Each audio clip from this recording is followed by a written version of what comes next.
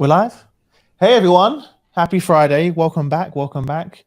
You'd think after a 6-hour live stream, Matt, yesterday, that I would give myself a break, but I missed you so much this week. So we had to come back with a show. How are you, my friend? I didn't think that for a minute. I know you too well, and I'm well. Nice. Yeah. So unless you've been hiding under a rock, everyone, you probably heard of this thing called ChatGPT. So we both Matt and I have got so many emails and questions saying, "Hey Matt, hey Chris, what do you think the implications of this is on HR?" So what we thought we'd do is actually run through this entire process with you. So we're going to open up ChatGPT right now. We're going to ask it what it is, what can it do for HR, and many other questions. And feel free to share your own questions in the chat whilst we do it. So let's get started. Hopefully we can share that and you can all see it on your end. Is that right? Have we got that up? Bruno, perfect. So Matt, what should we start with? What's the first question we should ask ChatGPT? What are you? Are we just going straight? Let's get to the point. Let's get right to the what are you? Is the audience seeing this in hopefully let us know in the chat if you can see this as well, just to make sure. I know it's a bit of small text. Maybe we can zoom in a little bit. So what does that say, Bruno? Because my eyes are not as good as yours. I am a language model created by OpenAI. I'm trained to understand and generate text in a variety of languages and styles. You can ask me questions or give me prompts and I will do my best to respond in a meaningful way. Oh, how nice. Well, let's just go straight in then. Just ask it, how can HR teams use ChatGPT? Go from there, straight in. Love to know in the chat whilst you're doing this. I know many of you have probably used this. What are some of the use cases that you've used it for? Be interested to hear. Oh, here we go. Yeah. So Matt, whilst it does this, Matt, I know you was playing around with it this morning. What are some of the things that you were asking it? Yeah, I think just understanding, first off, I think before the questions I was asking, I think understanding how to use it's important. So I've already discovered that in using the tool, as much depth and as much specificity as you can provide the tool as possible, it's just going to enrich the quality of the answer. We've asked it some very direct and very general questions, and it's giving us very direct and general responses. Yeah. The tool's very intuitive in that way. So if you want to get more specific, Chris, I was trying things like writing policy manuals. I had it write job descriptions. I had it provide me answers to questions that were more research oriented. So there's a lot of different use cases for HR professionals when it comes to ChatGPT. Yeah. Let's use one of the examples we've got here. These ones are quite in depth, to be honest. Everyone can see some of the examples there. One of the things I asked earlier, which was pretty cool, and we could try it now, was to write a remote work policy. And I even started playing around after that. Yeah, take away the question mark. Pressure on the team now writing. You know when someone's watching you write and all of a sudden you just forget knowing how to type. Oh, it's thinking. Maybe we've broken it live on LinkedIn. Does that mean it's thinking, or that means it's thinking, right? It means it's thinking. So I was having it ingest large sums of information like existing policies, Chris, and asking for it to provide a summary, for example. So I was putting in policies into ChatGPT and asking it to present a 100-word summary that I could use to tell people what it's all about and summarize it. Nice. So in those situations, you're putting a lot of information in. It's obviously ingesting it and then spitting out a response. It takes a little bit longer for this long form content. When you ask it direct questions, it gives you quick, direct answers. It's taking a lot longer than it typically does, actually. And those of you that have been trying it, sometimes it just stops working at the moment, right? It has like a capacity. I don't know if that's the best sales strategy ever, though. Oh, here we go. Well, luckily it's OpenAI and not for sale. So the sales strategy is, well, you should probably use it because it's free. Yeah.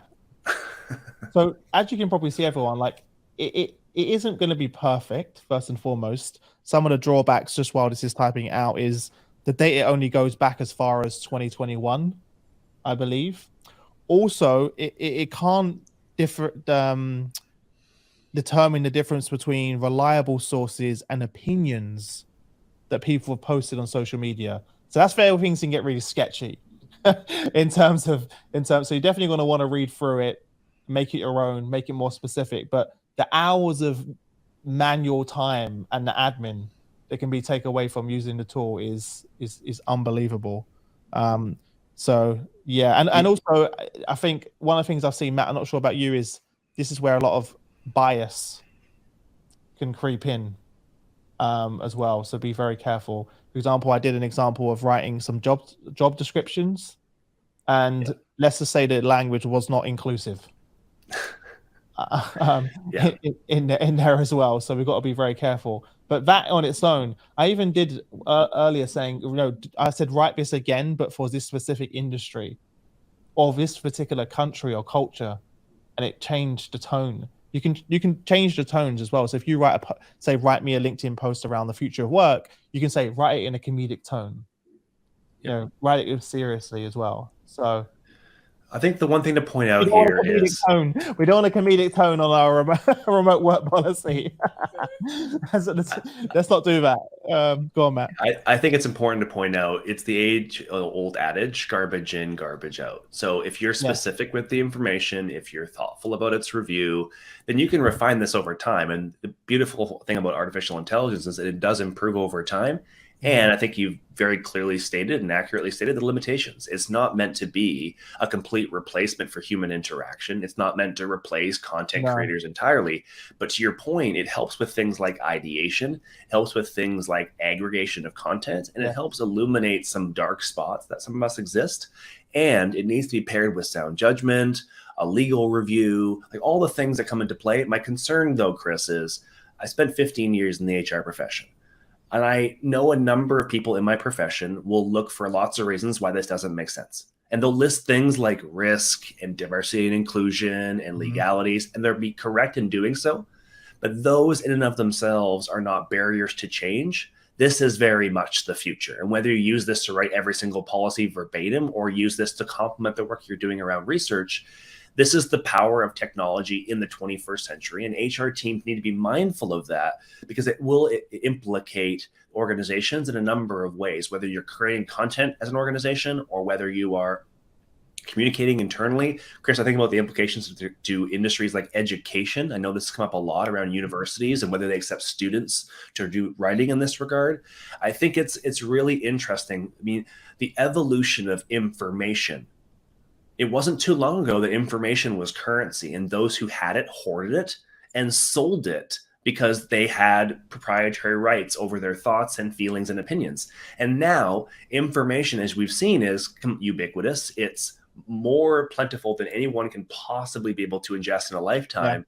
And it's democratized in a way that's really beautiful, but also in a way that, to your point, presents some additional risks. So I think it's a really thoughtful tool that is still in its very early stages of widespread adoption from the majority of organizations and majority of users. I think it's just understanding how this can be an incremental step towards progress is an important conversation, as opposed to just dismissing it because it's not quite 100% of what it could or should or would be in another state. 100%. Yeah, it's not perfect, right? But we just shown immediately how much time. I'll give you an example. Like 2 days ago, I was writing a job spec for a live stream producer, and I was really struggling. And I was like, all right, write me a job spec for a live stream producer. They need to have these skills. These are the attributes we're looking for, and it kind of wrote everything for me. And then it took me a few minutes. And I even then added, write some questions, some great questions that I can ask during my interview. If you're specifically interviewing a live stream producer, what are the questions I should be asking? And it gave me all of the questions, Matt. It's unbelievable to be able to, the amount of time and energy. We've got a question request from Baz. Oh, of course we do. Hey, Baz. Yes. Who asks? Baz is OpenAI. I already said this before in a previous episode. He is AI. I don't know if it exists. I think he definitely does. And he says, can we ask it? What does the data show about the benefits of a flexible workspace? Okay, there we go. What it says. All right, let's ask it. What does the data show about the benefits of flexible workspace? That took some time. That's pretty quick. Increased productivity, job satisfaction, improved employee retention, reduced absenteeism and presenteeism, cost savings. on the other hand, does not have a significant impact on productivity or job satisfaction. And it depends. So I think this is a good time to mention that in addition to limitations that you mentioned, Chris, one thing that doesn't list is citations. So you mentioned that it can pull from opinion and thoughts. It also doesn't cite the sources of these content. So if for individuals, it does in the paid version. what's that? Sorry? It does in the paid version. Lovely. So in that case, just so you know, everyone listening, there's another version where you can actually see all of the links and the where it's scraping that data from. But that's great. But you have to manually go through and look through all of that, which is going to be fun to do it. But good question though. The great thing about this is you can then ask, what are some of the steps that that we can take to create a flexible working model, et cetera, and have all of those answers put in place. One of the things I'm interested to see, Matt, is how the HR tech vendors jump on this. I already saw a company I was speaking to a few days ago on their website have immediately said this is something we're going to integrate into our tool. So kind of like an AI HR help desk. As a former CHRO, how much time do you think that would free up on the the tasks that you and the team were trying to get back to everyone on? Yeah, it wasn't too long ago, Chris, but it feels like an eternity. Like 4 years ago when you and I first met, I think one of the first things we talked about was chatbots in HR. Yeah. And we had this conversation at the time, and I think it holds true even more today, but we still have a generational divide in organizations, and there's varying levels of comfort in generations and within groups of people around the use of technology as the primary interface for things that involve service. And Chris, I grew up in the HR profession at a time when the idea of using a chatbot would have been seen as insulting, would have been seen as an inhuman approach to employee engagement, which is very, very true for a population of employees that perhaps hadn't been exposed to digital communications or more appreciate that face-to-face interaction. I think about my mother in preferring to go to the bank and to deal with a teller face-to-face, as opposed to the majority of us who would prefer to move our money online or at an ATM or things of that nature. A population of the workforce now is predominantly millennial. It's the largest population based in most organizations. And we're much more comfortable using digital interfaces because it's a convenience issue. I can interact with an AI-enabled chatbot and ask it about policies or to book time off or to trade shifts with a colleague. And I can do so on my schedule, asynchronously to the company schedule. And I get immediate responses to things, whereas traditionally I may have to send in a form or submit a request to HR or talk to my manager and get it approved on a calendar. The ability to have an interface for I'll call it mundane administrivia that has often burdened down HR and line managers.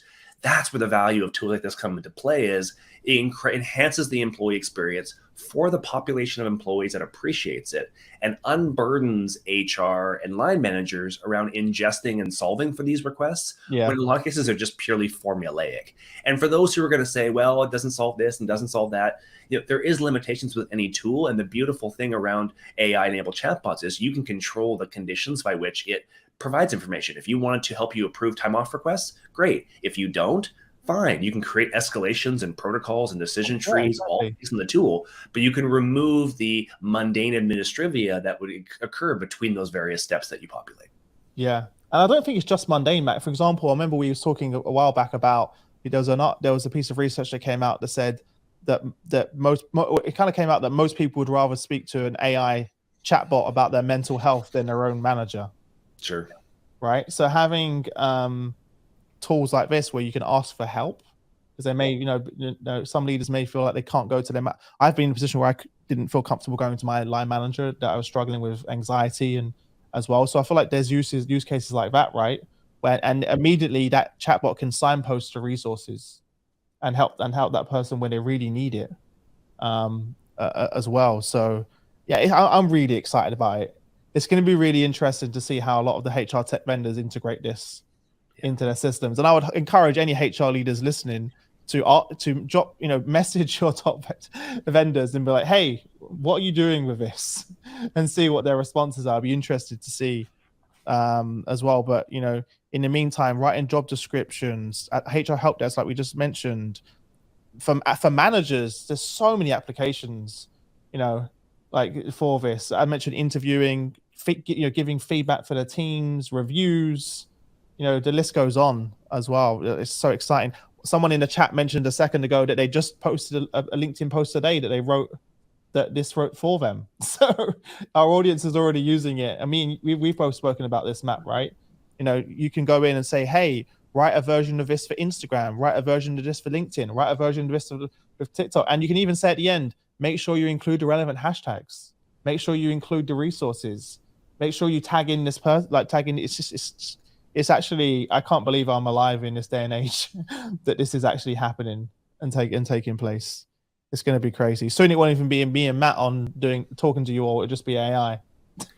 Well, but I think that's a good point, Chris. I think that for those, again, I often come at this from the HR perspective, and I appreciate that for some folks, this is going to be exciting. You and I are excited about this. We see the potential. We see the opportunity for people to really to share knowledge in a more thoughtful, meaningful, and efficient way, and that is incredible.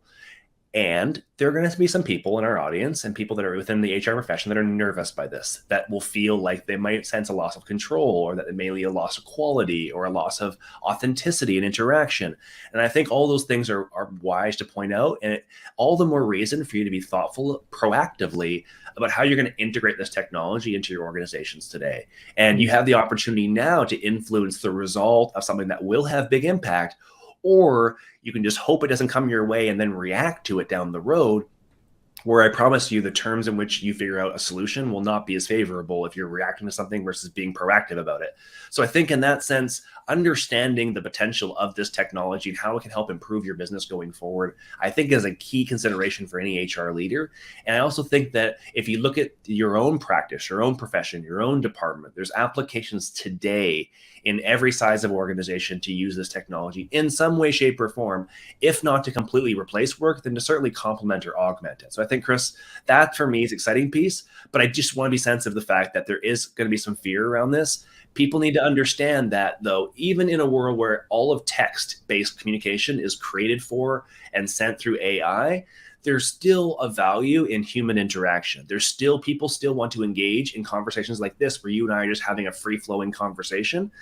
There's still value in those types of assets. This is trying to remove friction in other types of interactions that today just aren't pleasant for anybody. Yeah, love it. Yeah, I'm really excited about what the future holds. It's going to be interesting. I'd love to hear all of your thoughts in the chat. Let us know. Yeah, play around with it whilst you can. I think they're just about to monetize it, right? And I think they've already got a paid tier in there, but I think it's more about the integrations. So you're paying for the number of integrations with that, which is going to be really cool. But yeah, I think any final thoughts, Matt, before we let everyone go?